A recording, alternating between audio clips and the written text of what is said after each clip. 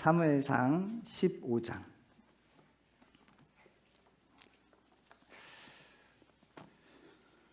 오늘부터 우리 큐티 본문이 사무엘상입니다.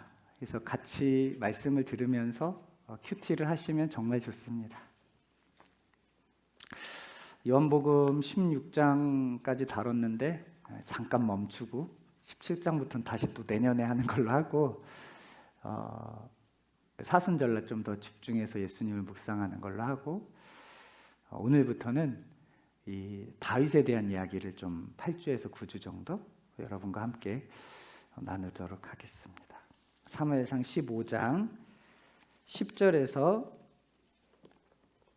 23절 주보에는 그렇게 나왔는데요. 10절부터 보겠습니다. 제가 봉독해 드리겠습니다. 여호와의 말씀이 사무엘에게 임하니라. 이르시되 내가 사울을 왕으로 세운 것을 후회하노니 그가 돌이켜서 나를 따르지 아니하며 내 명령을 행하지 아니하였음이니라 하신지라. 사무엘이 근심하여 온 밤을 여호와께 부르짖으니라. 사무엘이 사울을 만나려고 아침에 일찍이 일어났더니 어떤 사람이 사무엘에게 말하여 이르되 사울이 갈멜에 이르러 자기를 위하여 기념비를 세우고 발길을 돌려 길갈로 내려갔다 하는지라. 사무엘이 사울에게 이른즉 사울이 그에게 이르되 원하건대 당신은 여호와께 복을 받으소서. 내가 여호와의 명령을 행하였나이다 하니 사무엘이 이르되 그러면 내 귀에 들려오는 이 양의 소리와 내게 들리는 소의 소리는 어찌 됨이니까 하니라. 사울이 이르되 그것은 무리가 아말렉 사람에게서 끌어온 것인데 백성이 당신의 하나님 여호와께 제사하려 하여 양들과 소들 중에서 가장 좋은 것을 남김이요 그 외의 것은 우리가 진멸하였나이다 하는지라. 사무엘이 사울에게 이르되 가만히 계시옵소서. 간밤에 여호와께서 내게 이르신 것을 왕에게 말하리이다 하니 그가 이르되 말씀하소서. 사무엘이 이르되 왕이 스스로 작게 여길 그때에 이스라엘 지파의 머리가 되지 아니하셨나이까. 여호와께서 왕에게 기름을 부어 이스라엘 왕을 삼으시고 또 여호와께서 왕을 길로 보내시며 이르시기를 가서 죄인 아말렉 사람을 진멸하되 다 없어지기까지 치라 하셨거늘 어찌하여 왕이 여호와의 목소리를 청종하지 아니하고 탈취하기만 급하여 여호와께서 악하게 여기시는 일을 행하였나이까. 사울이 사무엘에게 이르되 나는 실로 여호와의 목소리를 청종하여 여호와께서 보내신 길로 가서 아말렉 왕 아각을 끌어왔고 아말렉 사람을 진멸하였으나 다만 백성이 그 마땅히 멸할 것 중에서 가장 좋은 것으로 길갈에서 당신의 하나님 여호와께 제사하려고 양과 소를 끌어왔나이다 하는지라. 사무엘이 이르되 여호와께서 번제와 다른 제사를 그의 목소리를 청종하는 것을 좋아하심같이 좋아하시겠나이까. 순종이 제사보다 낫고 듣는 것이 수량의 기름보다 나으니 이는 거역하는 것은 점치는 죄와 같고 완고한 것은 사신 우상에게 절하는 죄와 같음이니라. 왕이 여호와의 말씀을 버렸으므로 여호와께서도 왕을 버려 왕이 되지 못하게 하셨나이다 하니. 아멘. 15장 1절부터 읽으면 참 좋은데 너무 길 것 같아서 여기만 읽었습니다. 저는 오늘 우리가 읽은 이 본문을 가지고요, 다윗을 선택한 이유라는 제목으로 여러분과 함께 말씀을 나누도록 하겠습니다. 고대 전쟁은요, 그냥 나라와 나라의 전쟁이 아니라 신과 신의 전쟁으로 인식했습니다. 오늘날 러시아와 우크라이나 전쟁은 그냥 나라와 나라의 전쟁이잖아요. 그런데 고대에는 신과 신의 전쟁으로 인식을 했다라는 겁니다. 그러니까 전쟁에서 승리하면 나라가 승리한 게 아니라 내가 믿는 신이 승리한 겁니다. 이스라엘과 블레셋이 끊임없는 전쟁을 치르게 돼요.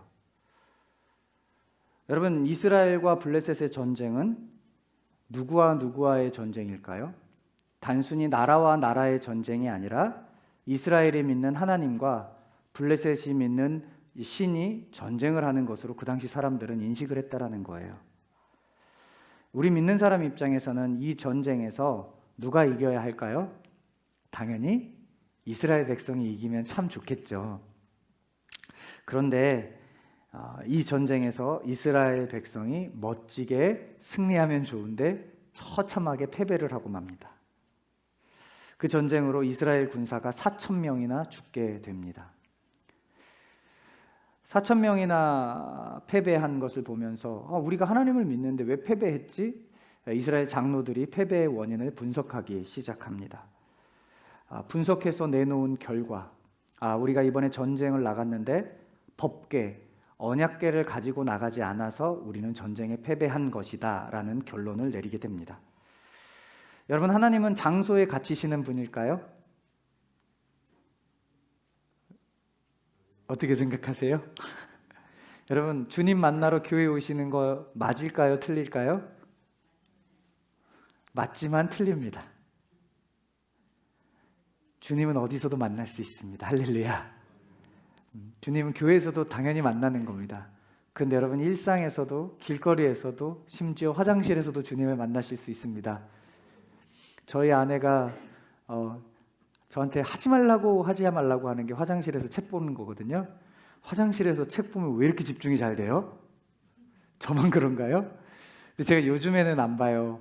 그런데 이제 한동안 이제 화장실 갈 때 성경책 들고 가고 경건서적 들고 가고 막 이랬거든요. 화장실에서도 주님을 만날 수 있습니다. 할렐루야. 여러분, 하나님은 어디에나 계시는 분이죠. 그렇기 때문에 하나님은 어디서나 만날 수 있습니다. 하나님은 장소에 갇혀 계시는 분이 아니라는 겁니다. 그럼에도 불구하고 이스라엘 백성은요, 언약궤라는 이 강대상만한 이 언약궤라는 곳 안에 계시다라고 생각을 했습니다. 그런데 이 패배한 전쟁에 이 언약궤가 없었던 거예요. 그러니까 언약궤에 계시다라고 생각한 이스라엘 백성 입장에서 그곳에 누가 없다고 생각한 거예요? 하나님이 없다고 생각했어요. 그래서 그들은 하나님이 없으니까, 하나님이 계신 언약궤가 없어서 전쟁을 패배했다라고 생각을 하게 된 것입니다. 참 바보 같은 생각이죠. 이 바보 같은 생각 오늘날 하는 분들이 계실까요? 안 계실까요? 우리 교회는 한 분도 없는 줄로 믿습니다. 아멘. 그래서 이 장로들이 내놓은 이 분석 결과를 가지고 이제 다음 전쟁을 준비합니다. 드디어 다음 전쟁이 시작됐습니다. 언약궤를 앞세워서 전쟁터로 나갑니다. 그런데 전쟁터에 언약궤가 왔다는 소식을 블레셋도 알게 됩니다. 왜 알게 되냐면 언약궤와 함께 전쟁터에 나가니까 이스라엘 백성들이 사기가 충천한 겁니다. 막 환호성을 지르고 이미 승리했어요. 그러니까 이런 분위기를 보고 블레셋 사람들이 무슨 이유 때문에 그런가 봤더니 언약궤가 있는 거예요. 근데 그 언약궤가 있는 것을 보고 블레셋 사람들이 벌벌 떨어요. 왜 블레셋 사람들이 그 언약궤가 있는 것을 보고 벌벌 떨었는 줄 아세요? 블레셋이 인식하고 있는 하나님도요, 대단한 하나님이셨던 거예요. 블레셋이 인식하고 있는 하나님을 성경에 어떻게 인식했다라고 나오냐면요, 이스라엘 백성이 대제국이었던 애굽에서 탈출했을 때 엄청난 재앙을 일으켰잖아요. 자연의 법칙을 거슬러 버리고 막 어마어마한 기적들, 10가지 재앙 막 일으켰잖아요. 그것을 들은 거예요. 그러니까 하나님은 대단한 하나님이에요. 또 이스라엘 백성들이 가나안을 정복하잖아요. 근데 가나안을 정복했을 때 칼로 정복한 게 아닙니다. 그 유명한 여리고성 정복 사건 있죠. 한 거는 그냥 돌고 소리 지른 것밖에 없어요. 근데 그냥 무너졌어요. 그래서 싸우지 않고 그 성을 점령하잖아요. 근데 가나안 점령 이야기가 다 그런 이야기예요. 이 소식을 가나안의 일부에서 살고 있었던 블레셋이 당연히 알고 있겠죠. 그러니까 하나님이 함께하면 너무 두려운 겁니다.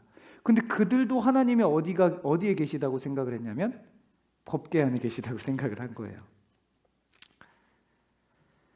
그러니까 이스라엘 언약궤를 대동한 그 모습을 보면서 두려웠던 거예요.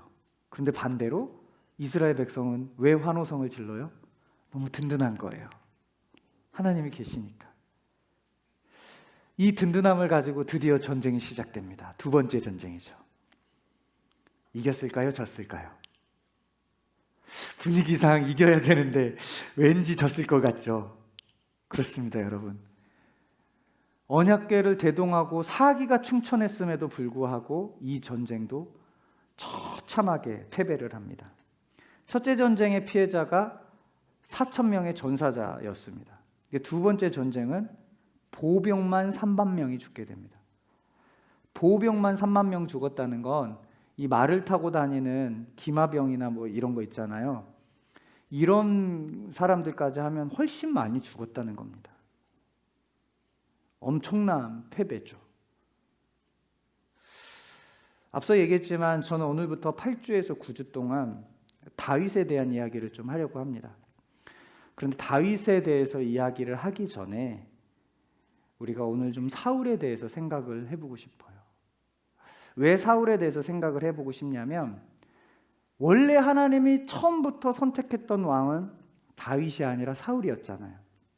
그런데 사울을 버리고 왜 하나님이 다윗을 선택할 수밖에 없었는지, 사울을 통해서 우리 안에 그런 모습이 있다면 점검하고, 그래서 다음 주부터 다윗으로 우리가 빚어져 가기를 소망합니다. 그래서 오늘은 사울을 좀 먼저 점검하고 싶은 거예요. 여러분, 사울은 하나님께서 이스라엘의 첫 번째 왕으로 세우신 사람이죠. 하나님이 택해서 왕으로 세움 받았지만 끝은 비참하게 죽습니다. 한마디로 사울은 시작은 창대했으나 나중은 미약하게 된 거예요. 근데 우리 그리스도인들은 어떻게 해야 돼요? 시작은 혹시 미약하나 나중은 창대하는 은혜가 있기를 축복합니다. 여러분, 하나님의 사람은요, 특히 끝이 좋아야 합니다. 그러니까 사울의 인생을, 바울과 사울이 자꾸 헷갈리네요. 사울의 인생을 한마디로 요약하면 시작은 좋으나 끝이 안 좋은 인생이라고 할 수 있어요. 저와 여러분들은 지금도 좋고 끝도 좋는 은혜가 있기를 축복합니다. 여러분, 하나님께 처음 사울을 세우셨을 때 사울은 어떤 사람이었을까요? 사무엘상 9장 1절에서 2절 함께 읽어볼게요. 제가 빨간 글씨로 해놨다고 다 빨간 글씨로 해놓으셨죠? 다 제 실수입니다. 어저께 제가 못해가지고 부탁을 했거든요. 우리 오늘 오랜만에 방송실 수고하는데 격려의 박수 한번 할까요? 네. 또 우리 예배를 늘 미리 와서 토요일부터 준비한 우리 찬양팀도 격려의 박수 한번 할까요? 네. 또 우리의 예배가 무엇보다도 은혜롭게 되기 위해서는 방송팀, 찬양팀도 중요하지만 여러분이 중요합니다. 늘 예배를 하나님 앞에 열정적으로 드리는 여러분들을 스스로 응원하겠습니다. 감사합니다. 우리 빨간 글씨 잘 보이세요? 네, 우리 같이 함께 사무엘상 9장 1절에서 2절, 하나님이 처음 사울을 세우셨을 때 어떤 사람이었는지 우리 같이 함께 읽어보도록 하겠습니다. 시작.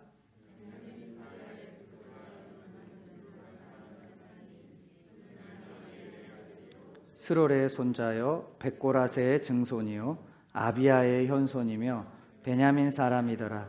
기스에게 아들이 있으니 그의 이름은 사울이요 준수한 소년이라. 이스라엘 자손 중에 그보다 준수한 자가 없고 키는 모든 백성 어깨 위만큼 더 컸더라. 아멘. 사울은 이스라엘 사람 중에 가장 키가 크고 외적인 매력을 가진 젊은이였다라고 기록을 하고 있습니다. 우리 청년들이 있으면 축복을 해주려고 그러는데 청년이 없어요. 자매들 이런 외적인 멋진 형제들 만나기를 축복합니다 하려고 그러는데 청년 자매가 없어가지고 여러분, 외적인 매력을 가진 사람이, 누구보다도 멋진 외적인 매력을 가진 사람이 이 사울이었다는 거예요. 그런데 거기에 그치지 않고 겸손함까지, 내면의 멋짐까지 가지고 있었던 사람이 사울이었어요. 사무엘상 9장 21절 화면을 보면서 함께 읽어보도록 하겠습니다. 띄워주세요. 시작.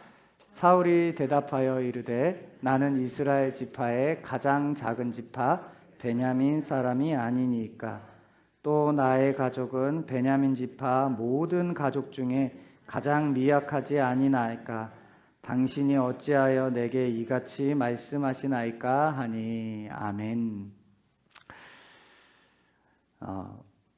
방송실이 센스가 넘쳐요.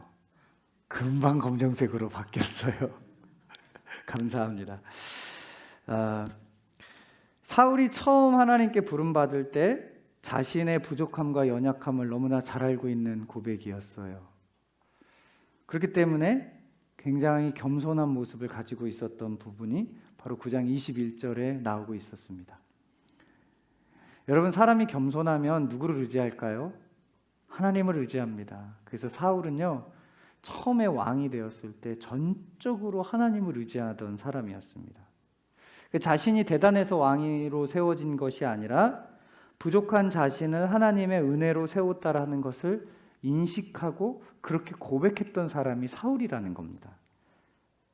그런데 여러분, 그렇게 고백하고 하나님의 은혜를 기억했던 사울이 전쟁했을 때 전쟁의 첫 번째 전쟁이 도저히 전쟁을 이길 수 있는 상황이 아니었어요. 그때 백성들이요, 사울을 왕 삼았을 때 사울이 그 별 볼 일 없는 사울이 키만 멀쩡하게 컸지 그 왕감 아니다 이렇게 얘기를 했어요. 그런데 그 전쟁에서요, 하나님이 완전하게 승리하게 해요. 그래서 온 백성들이 사울을 왕으로 칭송하면서 백성의 신임을 완전히 얻어버려요. 그렇게 하나님께서 은혜를 주셨던 이유가 바로 이 겸손함 때문이었어요. 사울은 처음에 이런 겸손함이 있었어요. 외형도 멋지고 내면도 멋지고 마치 저 같았어요. 웃어주셔서 감사해요. 네. 그런데 여러분, 사람이 권력을 갖고 명성을 얻기 시작하면 어떻게 할까요? 개구리 올챙이적 시절을 잃어버려요. 이 겸손을 저버리고 교만해지려는 속성을 가지고 있습니다. 그게 죄의 속성이에요. 그래서 여러분, 우리는 죽을 때까지 뭐하고 싸워야 되는 줄 아세요? 죄와 싸워야 돼요. 그래서 주님이 얘기하잖아요. 선줄로 생각하냐? 넘어질까 조심하라. 자기의 신앙을 자랑하는 그 순간이 이미 넘어진 순간이에요. 여러분, 죄에 대해서 하나님께서 뭐라고 말씀하세요? 피 흘리기까지 싸우라잖아요. 그만큼 죄와 싸우는 건 죽음을 각오한 싸움이에요. 쉽지 않다는 거예요. 근데 여러분, 사울 안에 이런 이제 교만함이 슬금슬금 올라오기 시작했습니다. 겸손을 잃어버려요. 여러분, 겸손을 잃어버리기 시작하면요, 하나님 영광을 드러내야 할 우리가 누구의 영광을 드러내기 시작하냐면 나의 영광을 드러내기 시작합니다. 내 이름을 드러내기를 시작해요. 이게 교만입니다. 교회 안에서 섭섭한 마음 드실 때가 있을 거예요. 교회 안에서 내가 뭔가를 하고 괜히 인정해주지 않으면 섭섭하고 또 인정받기 위해서 그런 행동을 하시는 분들도 계실 겁니다. 겸손을 잃어버린 사울의 모습입니다. 사울은 권력을 갖고 명성을 얻기 시작하면서 겸손함을 잃어버립니다. 겸손함을 잃어버리면 자신을 드러내려고 합니다. 그래서 인정받으려고 하고 알아주길 원하게 됩니다. 저와 여러분들은 끝까지 겸손함을 지키는 하나님의 사람들 되기를 축복합니다. 사울이 왕이 될 때 나이가 몇 살이었냐면 40살이었어요. 40살. 이 40살에 왕이 돼서 승승장구를 합니다. 그러니 얼마나 어깨에 힘이 들어갔겠어요. 젊은 나이에 성공하면 그래서 위험하대요. 그런데 사울이 승승장구할 수 있었던 이유가 뭡니까? 자신의 능력이 아니라 전적으로 주님의 은혜입니다. 그런데 겸손함을 잃어버리면 자신의 능력으로 성공했다고 스스로 착각에 빠지게 돼요. 말로는 하나님의 은혜라고 이야기하는데 내면이 그런 착각에 빠지면 삶에서 자연스럽게 어떤 모습이 나오냐면 자신을 자꾸 드러내려고 그래요. 여러분, 우리 주변에 보면 실수와 실패를 용납하지 못하고 좌절하고 분노하는 사람이 있습니다. 남의 시선과 평가에 유독 민감한 사람들이 있어요. 저도 그것으로부터 완전히 자유로운 사람은 아닌 것 같아요. 여러분은 어떠세요? 그런데 여러분, 그런 마음이 들 때 내가 그렇게 행동하고 생각하는 마음의 동기가 무엇인지 우리는 점검해 봐야 됩니다. 혹시 나를 드러내려고 그렇게 행하는 것은 아닌지. 여러분, 나를 드러내려고 하는 것, 그것이 교만이에요. 그래서 저도 교만으로부터 자유롭지 않은 사람입니다. 그런데 여러분, 하나님은요, 실수를 통해서도 영광 받으십니다. 실수를 두려워하지 마십시오. 사울은 겸손을 잃어버리고 교만해지기 시작했습니다. 하나님이 은혜 주셔서 왕이 된 건데 마치 자신의 능력으로 왕이 된 줄 알고 착각하기 시작해요. 교만이 들어오면요, 그래서 자신이 할 행동과 하지 말아야 할 행동을 구별하지 못하기 시작합니다. 사무엘상 13장에 보면요, 블레셋과 또 전쟁을 하기 위해서 대치하는 상황이 나와요. 이때 블레셋 군대는 병거가 3만 명, 마병이 6천 명, 전쟁 참여 백성이 모래같이 많다고 기록을 합니다. 엄청난 위화감이 있는 군대가 그러니까 이 블레셋 군대였던 거죠. 어마어마한 군인들이 많으니까.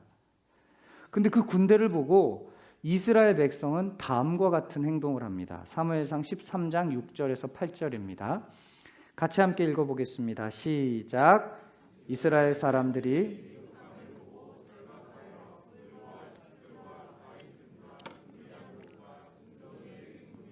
어떤 히브리 사람들은 요단을 건너 갓과 길르앗 땅을 가되 사울은 아직 길갈에 있고 그들을 따른 모든 백성은 떨더라.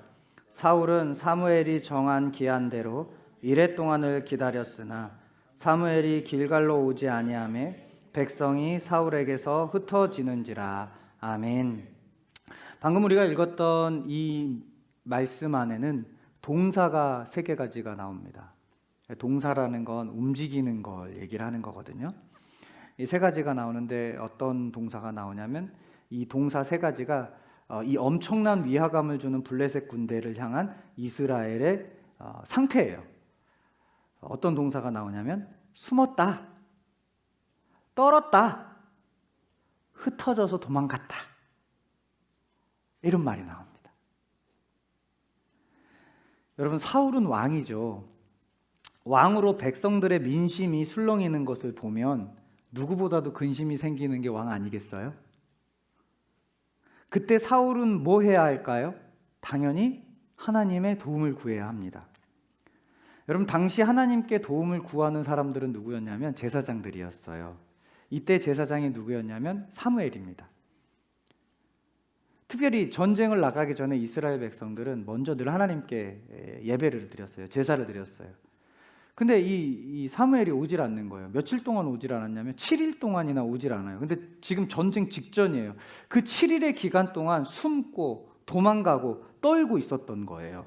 근데 그 모습을 보고 사무엘이 오지를 않으니까 이대로는 안 되겠다 싶어가지고 제사장이 드려야 할 예배를 누가 드리게 되냐면 사울이 드리게 된 거예요. 이제 시간이 지나고 그 현장에 드디어 사무엘이 도착했습니다. 사무엘이 도착해 보니까 왕이 해서는 안 될 그런 행동을 하고 있는 거예요. 그래가지고 어떻게 해요? 사무엘이 왕 잘못했다고 막 책망을 합니다. 여러분, 분명 사울은 나라를 위해서 그렇게 한 거 아닙니까? 그런데 사무엘이 책망을 해요. 여러분, 아무리 좋은 행동 같아 보여도요, 주님이 세운 질서를 어지럽게 하면 이미 잘못된 겁니다. 왕이 해야 할 일이 있고 하지 말아야 할 일이 있는데 그것을 지키지 않았던 거예요. 그것을 지키지 않은 건 하나님 앞에 순종하지 않았던 겁니다. 여러분, 왜 순종하지 않은 줄 아세요? 교만이 그 안에 깔려 있기 때문입니다. 사울이 제사를 드리는 동기를 보면요, 하나님을 의지하기보다는 사실은 사람을 의지하는 동기였어요. 여러분, 성공과 승리를 위해 불의를 행하고 편법을 행하면서 사람들을 의지하는 분들 계시죠. 이런 모습을 보고 사무엘이 사울을 향해서 뭐라 그러냐면 하나님 앞에서 망령되이 행했다라고 이야기합니다. 사람의 방법과 편법을 이용해서 뭔가를 이루려고 하는 것, 망령되이 행했대요. 이 망령되이 행했다는 건 쉬운 말로 바보짓 했다는 겁니다. 여러분, 저는요, 너무 부끄러운 얘기지만 저희 교단 총회장이 온갖 불법을 저지르고, 지금 현재 총회장님이 아닙니다. 과거의 총회장님이에요. 이게 온라인에 유튜브에 남아가지고 정확히 얘기해야 돼요. 지금 총회장님이 아닙니다. 과거의 한 총회장님이 이야기한 걸 들었어요. 온갖 우리 교단의 역사에 없는 불법을 저지르고 총회장 자리에 딱 올라오고 이렇게 얘기를 하더라고요. 결과만 좋으면 하나님이 영광 받으셔. 성경에 얘기해요. 바보짓 했다. 누구 입장에서? 하나님 입장에서. 여러분, 우리 그리스도인들은 결과보다 과정이 중요합니다. 과정이 하나님의 방법이면 결과는 하나님께서 책임집니다. 지금 당장 눈에 보기에 안 좋은 결과가 있을 수 있어요. 그러나 우리가 앞서 얘기했지만 큰 삶 전반에 걸쳐서 또 우리 후손들에 걸쳐서 하나님이 그 삶들은 책임지십니다. 믿으십니까? 여러분, 제가 언젠가 그런 나눴잖아요. 제가 부교육자 하면서 정말 불의에 대해서 목사님께 찾아가서 이건 아니지 않습니까? 목사님도 부정은 못해요. 그런데 그냥 위에서 찍어 눌러요. 그래도 찾아가고 또 아닌 것에 대해서 그렇게 계속해서 제가 부교육자 생활할 때 저희 아내가 이제 안 그러면 안 돼. 이사 다니기 너무 힘든데. 이런 말을 해도 막 했어요. 그리고 제가 개척을 하고 막 너무 힘들어서 좌절하고 있을 때 저희 교회 왔을 때 제가 그런 마음이 들었다고 그랬잖아요. 하나님이 정말 하나님이 기뻐한 일들을 계속 가면 하나님께서 길을 여시는구나.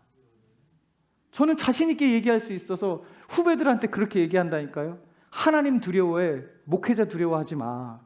여러분, 목사 안수 받을 때 목사 안수식에서 뭐라고 물어보는 줄 아세요? 하나님 말씀과 목사의 말이 있으면 뭐에 순종할래? 이거 물어봐요. 그래가지고요, 목사 안수 대상에게요, 목사 안수 대상들이 하나님께 순종하겠습니다 그러면 막 혼내요. 네가 목사의 종이지 하나님의 종이냐 그래요. 이게 우리나라에서 일어나고 있는 일이에요. 매년 저한테도 똑같은 거 물어봤어요. 제가 뭐라고 대답했을까요? 저는 하나님의 종이어서 하나님께 순종하지만 목사님의 말에 따르겠습니다. 그런데 목사님들이 웃으시더라고요.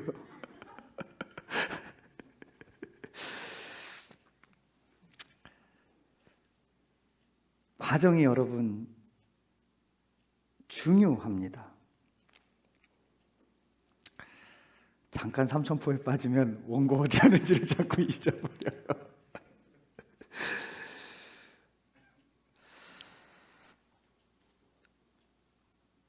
여러분, 사울은 그렇게 망령되이 행한 거예요. 나를 위해서 행했지만 주님은 바보짓이라고 이야기하는 거예요. 여러분, 우리 가정을 위해서, 나를 위해서 행한 행동들이 하나님 입장에서 바보짓일 때가 있습니다. 그러나 여러분, 우리는 하나님 입장에서 바보짓이 아니라 칭찬받는 삶으로 나아가는 은혜가 있기를 축복합니다.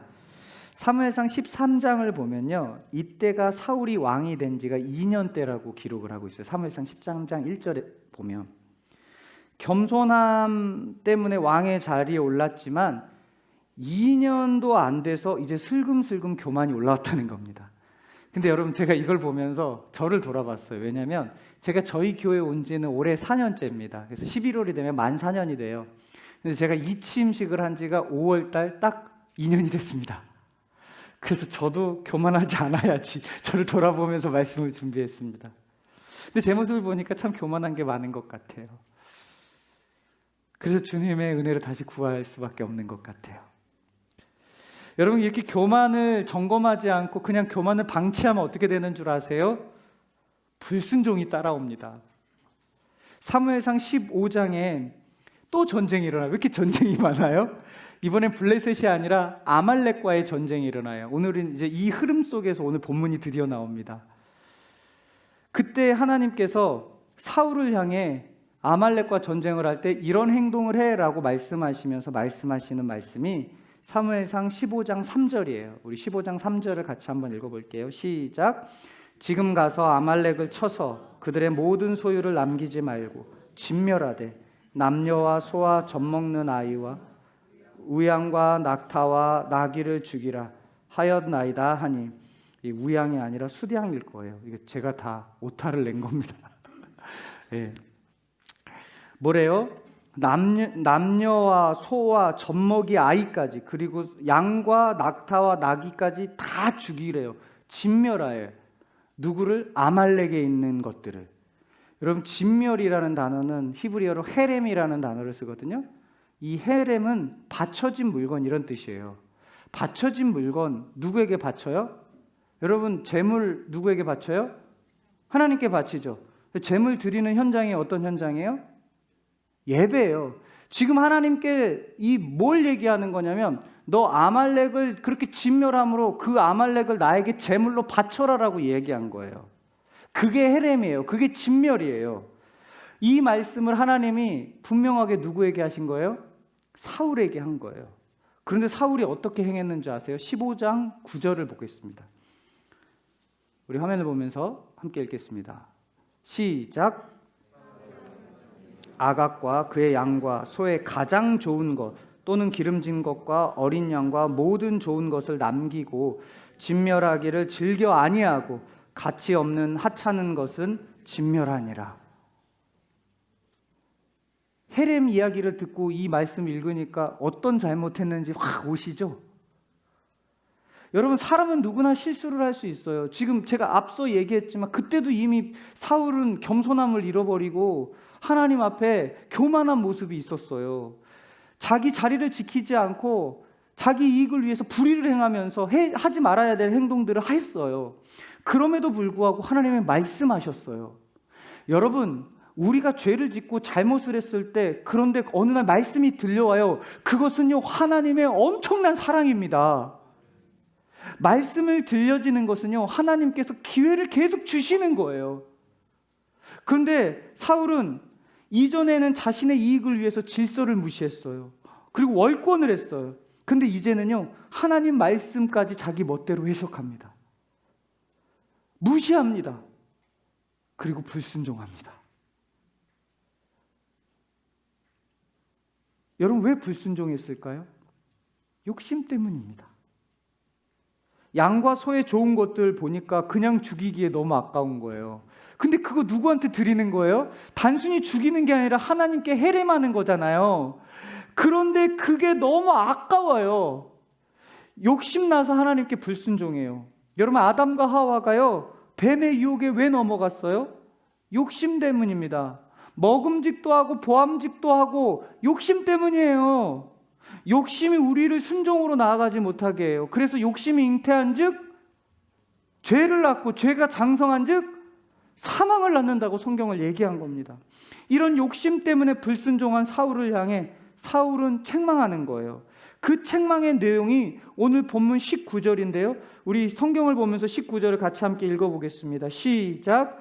어찌하여 왕이 여호와의 목소리를 청종하지 아니하고 탈취하기만 급하여 여호와께 악하게 여기시는 일을 행하였나이까.